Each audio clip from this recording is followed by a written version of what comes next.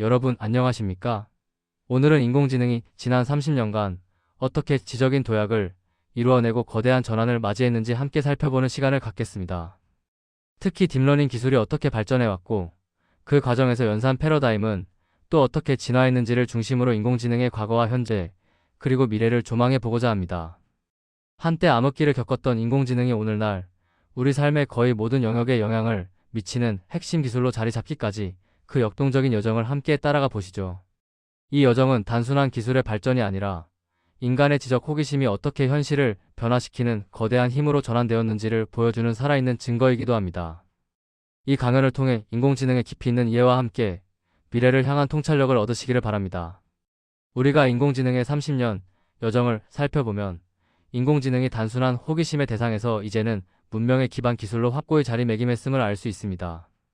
1990년대의 인공지능 겨울이라는 암울한 시기를 지나 2012년의 개화, 2017년의 혁명을 거쳐 2024년 현재는 산업화의 시대를 맞이하고 있습니다.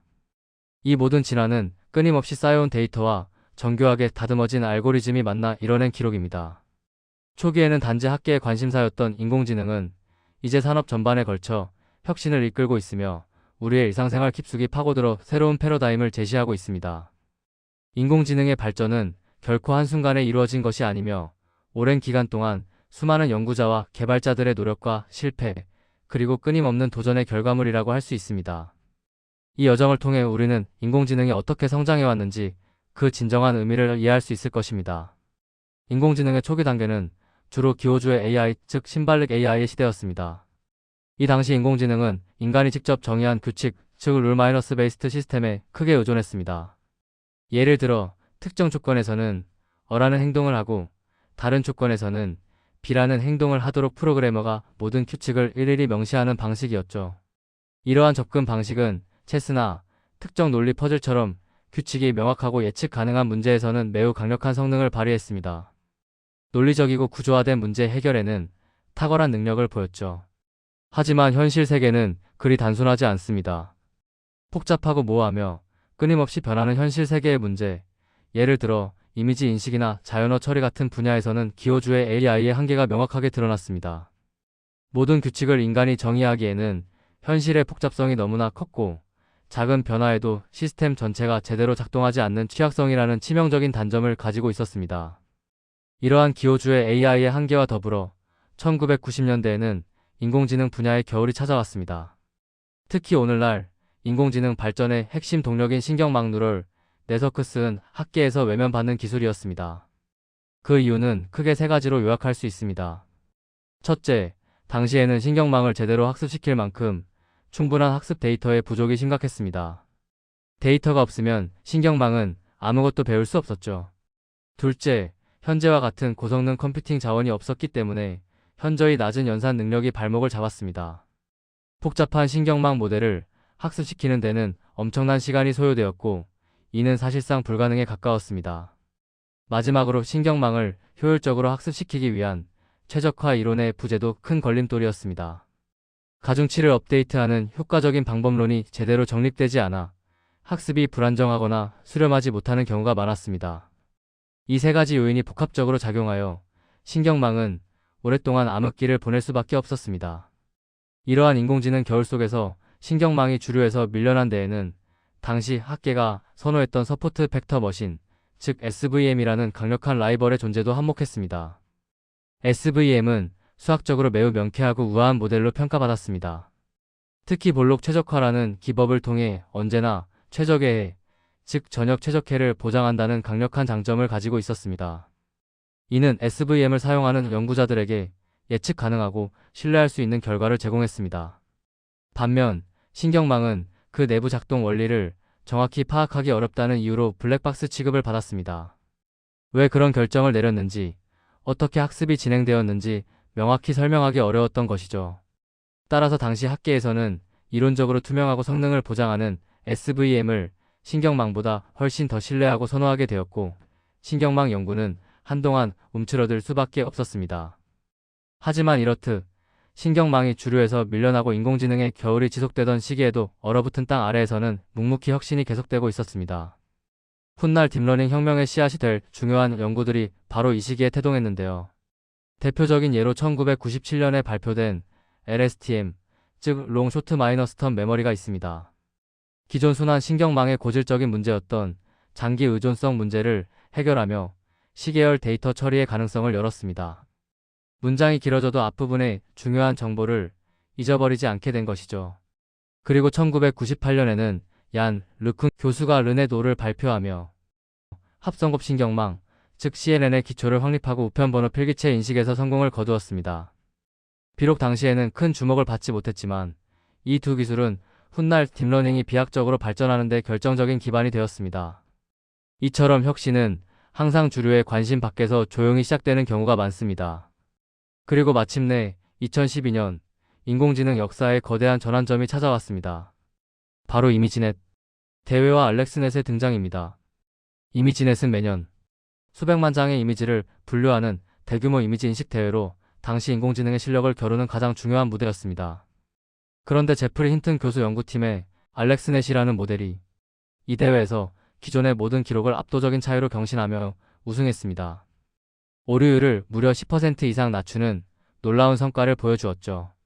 알렉스넷은 딥러닝 기술을 기반으로 했으며 이 성공은 마치 겨울잠을 자던 딥러닝이 마침내 깨어나 세상을 향해 자신의 잠재력을 폭발시킨 것과 같았습니다.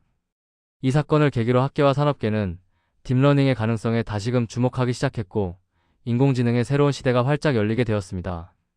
고양이 이미지를 99%의 정확도로 인식하는 시대가 시작된 것이죠. 알렉스넷의 성공 뒤에는 합성급 신경망, 즉 CNN의 발전이 있었습니다. CNN은 기계가 마치 인간의 뇌처럼 보는 법을 배우도록 설계된 인공신경망입니다. 인간의 시각 피질이 사물을 인지하는 방식을 모방하여 이미지를 계층적 하이라커 커러로 분석하는 특징을 가집니다.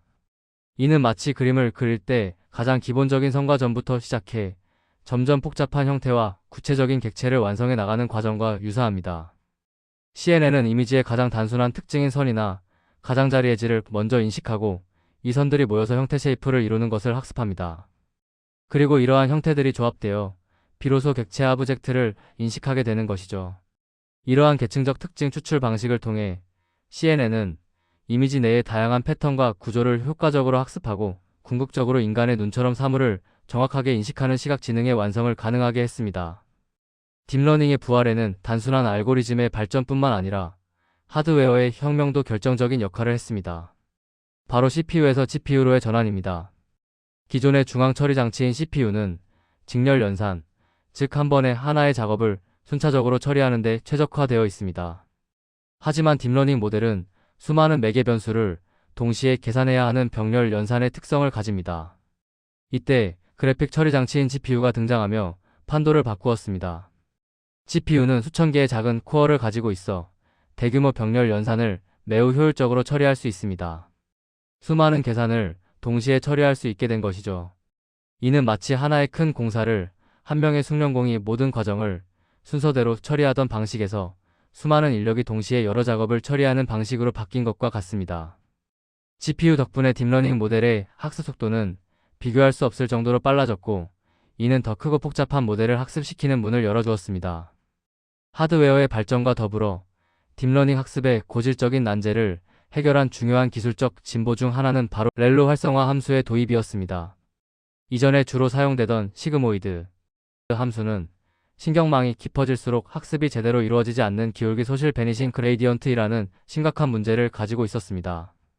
이는 마치 산을 오르내리는 경사가 너무 완만하여 발걸음이 무의미해지는 것과 같았습니다.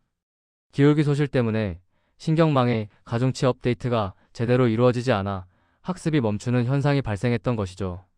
그런데 렐로는 이 문제를 매우 단순하면서도 효과적으로 해결했습니다. 음수값은 0으로 만들고 양수값은 그대로 통과시키는 간단한 구조 덕분에 기울기 소실 문제가 크게 완화되었고 신경망을 훨씬 더 깊고 빠르게 쌓아 올릴 수 있게 되었습니다. 이는 딥러닝이 복잡한 문제들을 해결하는데 필수적인 요소로 작용했습니다.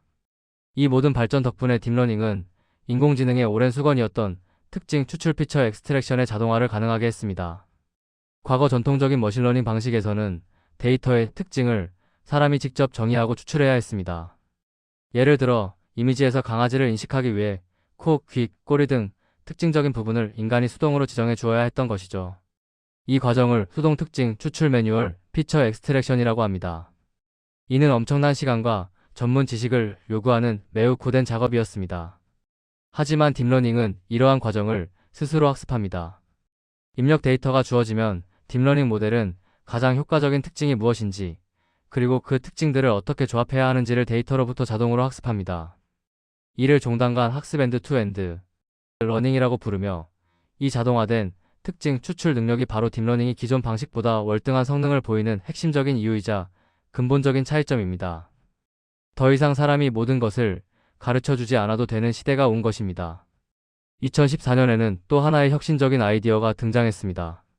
바로 생성적 척대 신경망, 줄여서 GAN입니다. GAN을 제안한 이안 쿠펠로우는 만들 수 없다면 이해한 것이 아니다 라는 말을 남겼는데, 이는 GAN의 핵심 원리를 명확히 보여줍니다. GAN은 서로 경쟁하는 두 개의 신경망으로 구성됩니다. 하나는 생성자로 진짜 같은 가짜 데이터를 만들어내는 역할을 합니다. 다른 하나는 판별자로 생성자가 만든 가짜 데이터와 진짜 데이터를 구별하는 역할을 합니다. 마치 화폐 위조 범생성자과 위조 화폐 간별 사판별자가 서로 경쟁하며 실력을 키워가는 과정과 같습니다. 생성자는 판별자를 속이기 위해 점점 더 정교한 가짜를 만들고, 판별자는 진짜와 가짜를 더 정확하게 구별하기 위해 더욱 날카로워집니다. 이 경쟁 과정을 통해 AI는 현실과 거의 구별할 수 없는 사진, 그림, 심지어 음악까지도 창조할 수 있는 놀라운 능력을 갖추게 되었습니다. 2010년대 중반에 이르러 AI는 시각지능 분야에서 경이로운 발전을 이루었습니다. 이미지넷 대회에서 보았듯이 이미지 인식률에서 인간의 능력을 거의 능가하거나 일부 분야에서는 이미 뛰어넘는 수준에 도달했습니다. 하지만 기계가 보는 능력을 갖추게 되자 또 다른 중요한 도전 과제가 인공지능 연구자들 앞에 놓였습니다. 그것은 바로 인간 지능의 가장 정수이자 핵심이라고 할 수 있는 언어를 이해하고 생성하는 능력이었습니다. 이미지를 인식하는 것과는 또 다른 차원의 복잡성을 가진 언어는 단순한 단어의 조합이 아니라 문맥, 뉘앙스, 그리고 세상에 대한 폭넓은 지식을 필요로 합니다. 따라서 시각지능의 완성을 발판 삼아 인공지능은 이제 언어라는 다음 단계의 과제를 향해 나아가기 시작했습니다. 이는 인공지능이 진정한 지능을 갖추기 위한 필수적인 여정이었습니다. 언어 이해는 기계에게 여전히 커다란 도전이었고, 특히 기존의 순환 신경망, 즉 RNN은 순차 처리라는 본질적인 한계에 부딪혔습니다. RNN은 단어를 하나씩 순서대로 처리하며 문장을 이해하려 했습니다. 이는 마치 긴 문장을 읽을 때 단어 하나하나에 집중하면서 앞서 읽은 내용을 기억하려 애쓰는 것과 같았습니다. 문제는 문장이 길어질수록 앞부분에서 중요하게 파악했던 문맥 정보를 점점 망각하는 치명적인 단점이 있었다는 점입니다. 이를 장기 의존성 문제라고 부르는데, 문맥상 중요한 단어가 너무 멀리 떨어져 있으면 RNN은 그 단어의 의미를 현재 단어와 연결시키지 못하고 잊어버리는 경향이 있었습니다. 이 때문에 긴 문장이나 복잡한 대화의 흐름을 이해하고 유지하는데 어려움을 겪었고, 이는 자연어 처리 분야의 발전을 가로막는 큰 걸림돌이 되었습니다. 순환 신경망 RNN의 한계를 극복하고 자연어 처리의 판도를 완전히 뒤집은 사건은 2017년에 발생했습니다.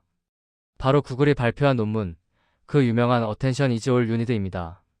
이 논문에서 소개된 트랜스포머 아키텍처는 기존 방식과 근본적으로 달랐습니다.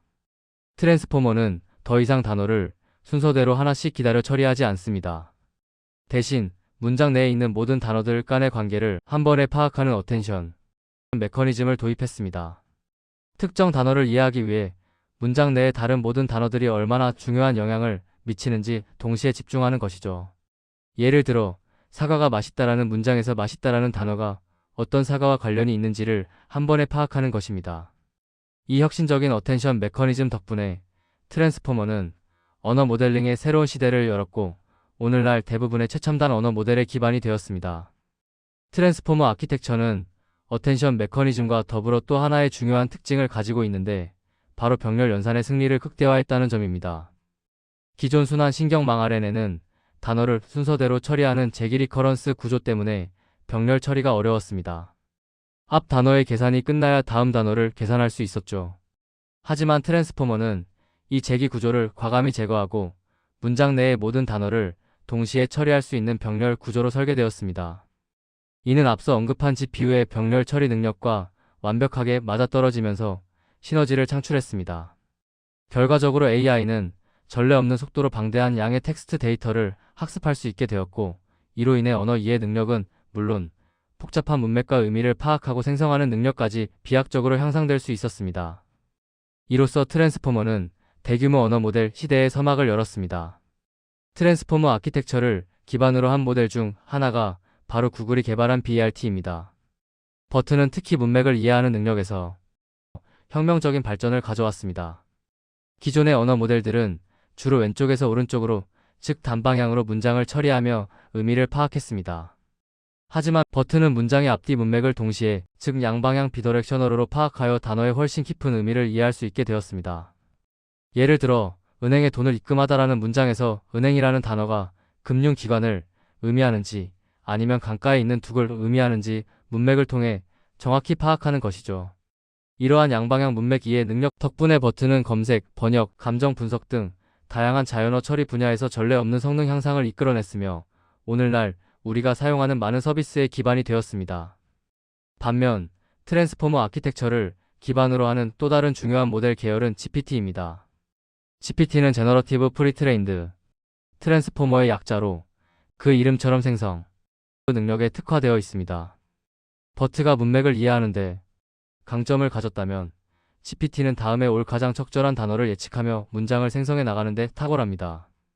마치 우리가 대화를 할 때 상대방의 말을 듣고 다음 이야기를 이어가는 것과 비슷합니다. 이전에 나온 단어들과 문맥 정보를 바탕으로 다음에 어떤 단어가 올 확률이 가장 높은지 계산하고 그 단어를 선택하여 문장을 한 단계씩 확장해 나가는 방식입니다. 이러한 방식으로 GPT는 단순한 문장 완성뿐만 아니라 질문에 답하거나 긴 글을 요약하거나 창의적인 글을 쓰는 등 다양한 형태의 텍스트를 자연스럽게 생성할 수 있게 되었고, 이는 현재 초거대 언어 모델의 핵심 기술로 자리 잡았습니다.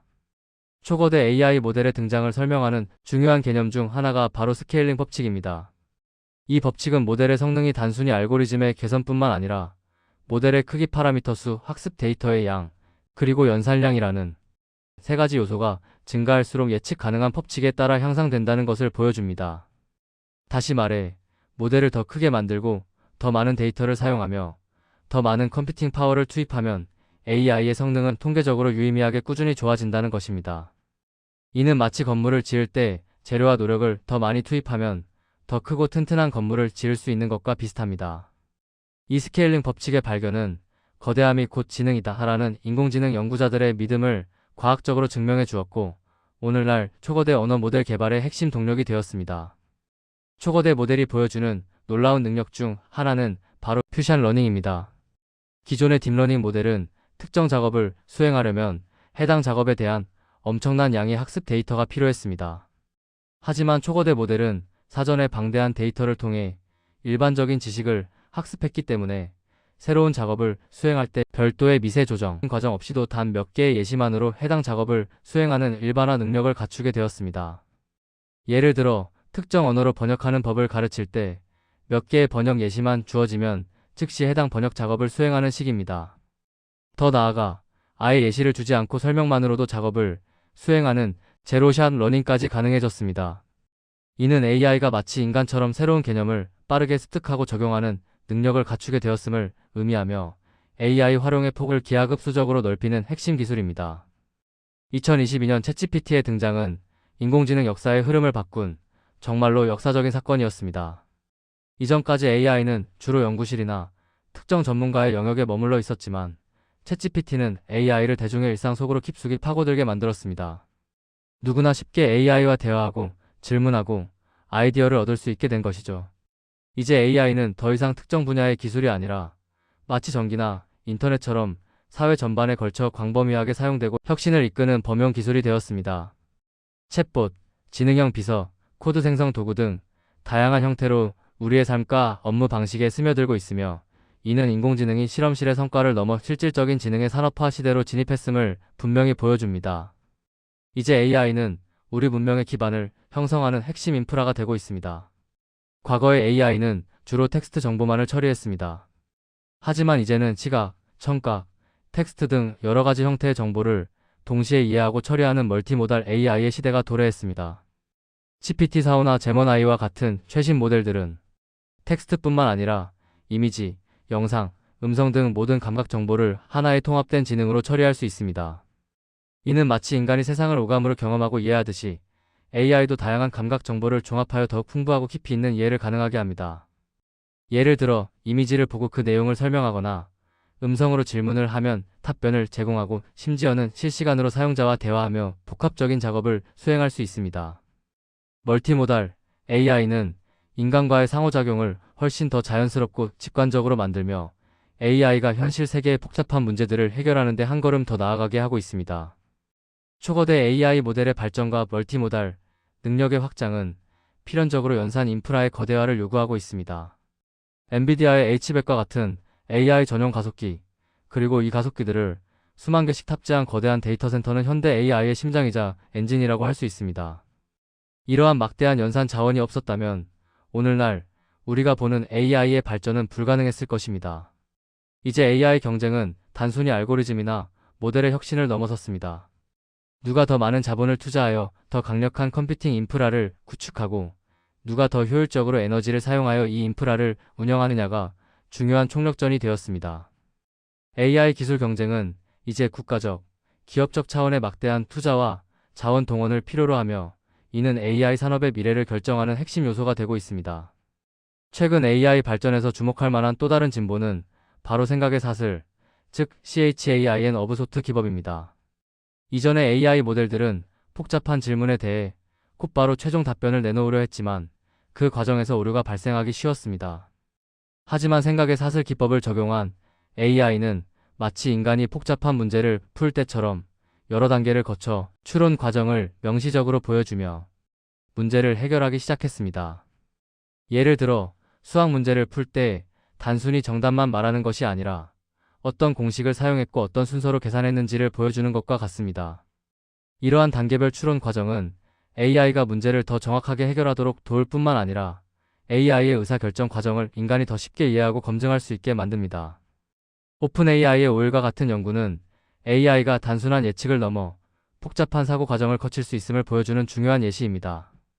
인공지능이 우리 삶에 더욱 깊숙이 들어옴에 따라 AI의 행동이 인간의 가치와 부합하는지 여부, 즉 인간과의 정렬, 문제가 매우 중요해졌습니다. AI가 유용하면서도 안전하게 작동하도록 만드는 핵심 기술 중 하나가 바로 RLHF, 즉 인간 피드백 기반 강화 학습입니다. 이 기술은 AI가 생성한 결과물에 대해 인간이 직접 평가하고 피드백을 제공하여 AI가 무엇이 좋은 답변이고 무엇이 나쁜 답변인지를 배우게 합니다. 예를 들어 유해하거나 편향된 답변을 피하고 사용자가 선호하는 방식으로 대화하도록 AI를 훈련시키는 것이죠. RLHF를 통해 AI는 단순히 지식을 습득하는 것을 넘어 인간의 윤리적 가치와 사회적 규범에 맞춰 자신의 행동을 조정하고 발전시켜 나갑니다. 이는 AI가 사회에 긍정적인 영향을 미치고 인간과 조화롭게 공존하기 위한 필수적인 단계라고 할 수 있습니다. 우리는 지금 정보를 검색하는 시대에서 정보를 생성하는 시대로의 근본적인 전환점에 서 있습니다. 과거에는 궁금한 것이 있으면 검색 엔진을 통해 수많은 정보 속에서 필요한 것을 찾아내야 했습니다. 예를 들어 파리의 명소를 검색하면 관련 블로그나 웹사이트 링크가 나타났죠. 하지만 이제는 AI에게 파리에서 3일 동안 즐길 수 있는 여행 계획을 짜줘라고 요청하면 AI가 즉석에서 맞춤형 정보를 만들어냅니다. 이는 정보를 습득하는 방식 자체를 근본적으로 변화시키고 있습니다. 더 이상 수많은 정보를 걸러낼 필요 없이 나에게 꼭 맞는 형태와 내용으로 정보를 제공받게 되는 것이죠. 이러한 생성 패러다임은 우리의 학습, 업무, 그리고 일상생활 전반에 걸쳐 혁신적인 변화를 가져올 것이며 정보와의 상호작용 방식을 재정의하고 있습니다. 인공지능의 눈부신 발전에도 불구하고 우리 앞에는 여전히 해결해야 할 중요한 과제들이 많이 남아 있습니다. 첫째, 환각 문제입니다. AI가 사실이 아닌 것을 마치 진짜처럼 그럴듯하게 지어내는 현상입니다. 이는 AI의 신뢰성을 떨어뜨리는 심각한 문제로 정확성과 사실 확인이 중요한 분야에서는 치명적일 수 있습니다. 둘째, 비용과 에너지 문제입니다. 초거대 AI 모델을 학습시키고 운영하는 데는 막대한 전력 소모와 탄소 배출이 발생합니다. 이는 지속 가능한 AI 개발을 위한 중요한 과제이자 환경 문제와도 직결됩니다. 셋째, 편향성 문제입니다. AI는 학습 데이터에 내재된 차별이나 편견을 그대로 답습할 수 있습니다. 이는 AI가 사회적 불평등을 심화시킬 수 있다는 우려를 낳으며 공정성과 진실성이라는 가치를 어떻게 AI에 내재시킬 것인가에 대한 깊은 고민을 요구합니다. 현재 AI는 주로 가상 공간, 즉 컴퓨터 모니터 안에서 작동하고 있습니다. 하지만 인공지능의 다음 단계는 바로 체화된 지능입니다. 이는 AI가 가상의 세계를 넘어 물리적인 현실 세계로 직접 나와서 실제 환경에서 행동하고 상호작용하는 것을 의미합니다. AI가 로봇 공학과 결합하여 로봇의 두뇌 역할을 하면서 현실 공간에서 인간을 돕고 다양한 작업을 수행하게 될 것입니다. 예를 들어 공장이나 물류 창고에서 물건을 나르거나 의료 현장에서 환자를 돕고 가정에서 가사 일을 보조하는 등 로봇의 형태로 우리 삶에 깊숙이 들어올 것입니다. 체화된 지능은 AI가 단순히 정보를 처리하는 것을 넘어 실제 세계에 물리적으로 개입하고 영향을 미치는 새로운 차원의 지능을 구현할 것으로 기대됩니다. 이는 AI가 진정한 의미의 지능적인 파트너로 발전하는 중요한 전환점이 될 것입니다. 지난 30년간 인공지능의 발전은 엔지니어링 패러다임의 지속적인 변화를 동반했습니다. 과거에는 특징 공학 피처 엔저니링의 시대였습니다. 이는 데이터의 특징을 사람이 직접 정의하고 설계하는 방식이었습니다. 어떤 정보를 인공지능에 입력해야 가장 좋은 결과를 얻을 수 있을지 전문가의 지식과 경험에 크게 의존했죠. 그러나 현재는 아키텍처 공학의 시대입니다. 딥러닝과 같은 기술 덕분에 데이터 자체가 스스로 특징을 정의하고 학습하는 것이 가능해졌습니다. 우리는 이제 효과적인 신경망 아키텍처를 설계하는 데 집중합니다. 그리고 미래는 프롬프트 및 시스템 공학의 시대가 될 것입니다. 초거대 모델의 등장으로 모델 자체를 새로 학습시키는 대신 기존 모델을 어떻게 활용하고 어떻게 질문 프롬프트를 던져서 원하는 결과를 얻어낼 것인지에 대한 설계가 더욱 중요해지고 있습니다. 이는 AI 개발의 핵심 역량이 바뀌고 있음을 의미합니다.